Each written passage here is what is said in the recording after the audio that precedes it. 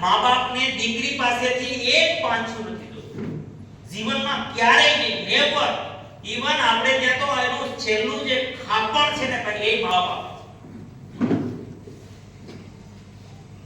જન્મે ત્યાંથી મૃત્યુ સુધી દીકરીને મા-બાપ આપે છે, લેતા નથી.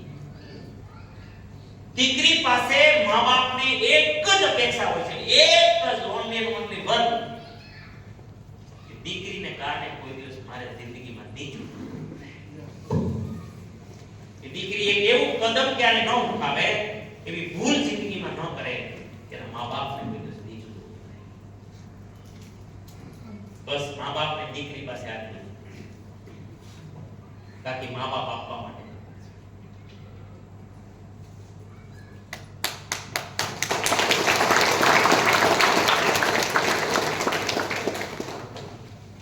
બિલકુલ વાતાવરણ. બીજું, ઉંમર બહુ નાદાન છે, એની જિંદગીનો કોઈ અનુભવ નથી, એને શારીરિક આકર્ષણ છે, બીજું કઈ છે. એને પાછી કાલની ખબર નથી કે હવે સીન શું ચાલુ થવાનું છે. જે દીકરી ભાગી જાય એને ખબર નથી માઇન્ડ પાવરના સિદ્ધાંત પ્રમાણે કે આ સંસારમાં મા-બાપના આશીર્વાદથી મોટા બીજા કોઈ વાઇબ્રેશન્સ નથી આ જગતમાં. જે મા-બાપનો આશીર્વાદ ન મળે ને, દીકરીને જ્યાં તરફડવા મારવા ત્યાં મારી દે, કોઈ દિવસ સુખી ન થાય. એટલે તો પ્રેમ લગ્ન આપણે તે નિષ્ફળ જાય છે. નહીં સક્સેસ થવાનું કારણ આંતરડાના આશીર્વાદ નથી મા-બાપના. અને પછી ખેલ શું શરૂ થાય? દીકરી, હું તો કાઉન્સેલિંગો કરું છું, એટલે તો કે હું લકી છું, ભાગ્યશાળી છું, પરમાત્માની કૃપાથી મને એવા થોટ્સ આવે કે હું પાછા વાળી શકું. જે દીકરીઓ ભાગે છે એને ખબર નથી કે અસલી નર્ક ક્યારે શરૂ થાય છે. સુભાષભાઈ એની કેવી જિંદગીઓ જોઈ છે છોકરીઓ કે મા-બાપ સ્વીકારે નહીં, એટલે ઓલા લફંગાને ખબર છે કે આમ હવે કોઈ નથી. પછી જે ખેલ શરૂ કરે છે, આ લોકોને એમ કે પ્રેમ છે, કાંઈ હોતું નથી. ઈવન વેશ્યા પણ ધકેલી દે છે. વેશ્યાગીરી કરાવી અને એ ખાય છે પાછા બેઠા કરે તો કરે છે. ચાલો કદાચ આ દિવસો ન આવે તો કદમ કદમ પર ભરતભાઈ ક્યારે ભરવું પડે ભાગેલી દીકરી ખબર છે? એ જ્યારે સાસરાની અંદર એક પ્રસંગ આવે, સમજો કે ભાઈ બીજ આવી, અડોશ પડોશમાં બધાયના ભાઈ આવ્યો હોય છે જમવા. તારો ભાઈ નહીં,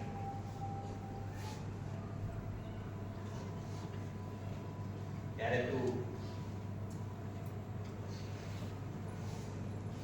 સેકન્ડે મળીશ, તને જીવન નરક લાગશે.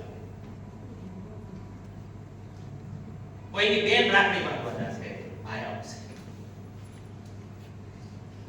તારો ભાઈ. સાસરિયામાં કોઈના લગ્ન હશે,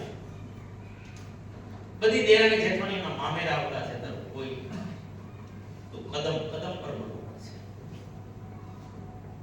આ ભાગવાવાળી છોકરીને ખબર હતી કે હું નરકમાં જાઉં, સ્વર્ગમાં. કોણ એવા મા-બાપ હોય કે દીકરી નરકમાં નાખવા માંગતા? આજકાલ સંબંધ કરે છે તો દીકરીને 1000 વાર પૂછે છે કે તને ગમતું હોય તો કરીએ, તો પછી આવું કરવાની જરૂર છે?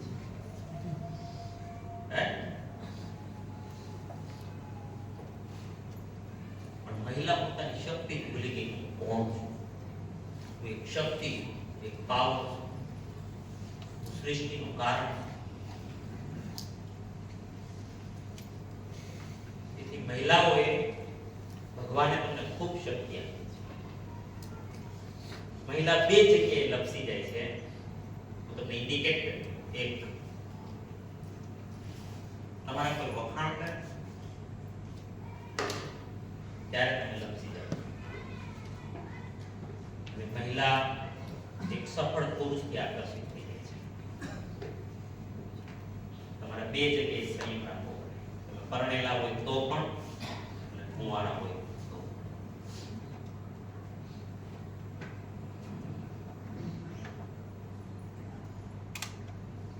તેથી ખોટા તમારા કોઈ વખાણ કરે ઓવર તો સમજી લેવાનું કે આનો ઈરાદો સારો, સંભાળી લેવાનો.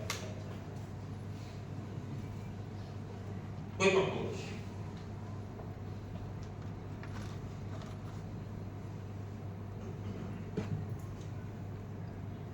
સંયમ અતિ જરૂરી છે. આરસીએમ માં તો અતિ છે. આરસીએમ એક પરિવાર છે. આરસીએમ આ એક પવિત્ર કાર્ય છે અને દેશની જરૂર છે.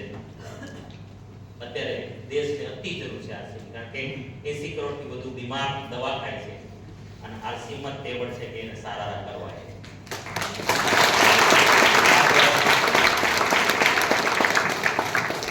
બીજું, આ દેશમાં 80% થી વધુ પરિવાર કર્જામાં જીવે છે. એ લોન કાઢવામાં પણ આ જ રોલ અદા કરશે. ઇવન ગવર્નમેન્ટે પણ કર્જામાંથી બચાવી હશે તો આ જ મદદ કરશે. કારણ કે પાઈમાં આપણે ટેક્સ કરીએ છીએ. મહિલાઓને મારી પ્રાર્થના છે કે તમે દીકરીઓ સાથે ખુલીને વાત કરો, જીવો. પુરુષોને મારી પ્રાર્થના છે કે દીકરી મોટી થાય ને એટલે તમે લોકો પછી આથી દૂર થતા જાઓ. નાની હોય ત્યારે રમાડો. દીકરી દીકરી જ હોય છે ગમે એટલી મોટી. 19 વર્ષની દીકરી છે, 19 વર્ષની 18 19 વર્ષની દીકરી છે. તમે તો પુરુષ છો. દીકરી કેટલા વર્ષ? 19 તો 5 વર્ષ. તમે ક્યારે તેડી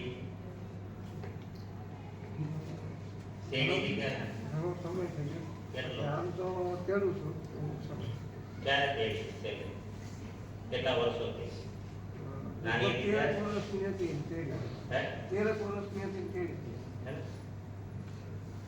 મારી દીકરી આના જેવડી છે.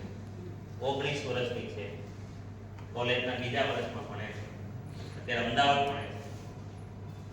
રાજકોટ હતી ત્યાં સુધી હું ઘરે હોય એટલે એને પથારીમાંથી હું જ તેડી અને હોસ્પિટલ પાસે લઈ આવ્યો. અને આજની તારીખે હજી જ્યારે અમદાવાદથી આવે તો હજી પણ હું એને પાછળ ટીંગાડી તેડી અને હજુ તે મને મોઢું ધોવા લઈ આવ્યો. આજની તારીખે હજી આટલી મોટી દીકરી છે.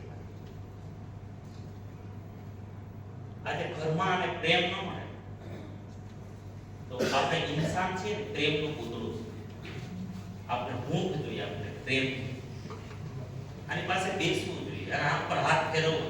માયા બાપે આ તો માયા વસ્તુ કરતી નથી. અને પછી આપણે એને કહીએ છીએ કે તું ભટકી ગઈ. તો જેટલું જવાબદાર એ લોકો છે અત્યારે એટલા આપણે છીએ મા બાપ. અને પતિ પત્નીમાં પણ એવું છે. આજે આપણે કોઈ દિવસ આપણી બાઈના કોઈ દિવસ વખાણ કરીએ બે ઈમાનદારીથી કહેજો એ હાથ રાખ કોઈ દિવસ. પછી પડોશી રાહ જોઈને બેઠો જ હોય. આપણે કોઈ કીધું આજે હું મેચિંગ છે. આપણે વખાણ કરતા જ નથી એની રસોઈના કોઈ દિવસ વખાણ કર્યા, નથી એની ચાના વખાણ કર્યા, નથી એના પહેરવેશના વખાણ કર્યા, નથી એના મેકઅપના વખાણ કર્યા. આપણે કોઈ વસ્તુના કોઈ વખાણ કર્યા નથી. અને માણસને ભૂખ હોય છે ભાઈ સન્માનની, જે આને મળતું જ નથી. અને ઓલા લખનભાવને ખબર જ છે કે ક્યાં તીર મરાય. સમજાય છે વાત? હું આખું ઓપરેશન કરી રહ્યો છું, ત્યાં શુક્રમ બધું બગડે છે. આપણે જ બગડે છે. સાહેબ તમે મારી ઉંમર 53 વર્ષની છે. કેટલી છે? હજી મારી ઘરવાળીને હું તેડું છું. છોકરી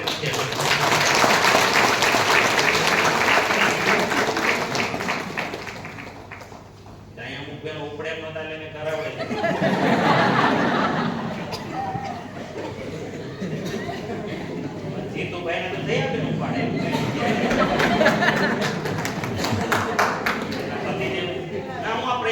મજાક લાગી દિનેશભાઈ શું આ ચાલુ કર્યું આ કરવું જ પડે એમ છે એટલે હું તો કહું છું બર્થડે ફર્થડે તેલ લેવા જાય કોઈનો બર્થડે મનાવવાની જરૂર નથી તમારે મનાવવું હોય ને તો તમારી મેરેજ એનિવર્સરી મનાવો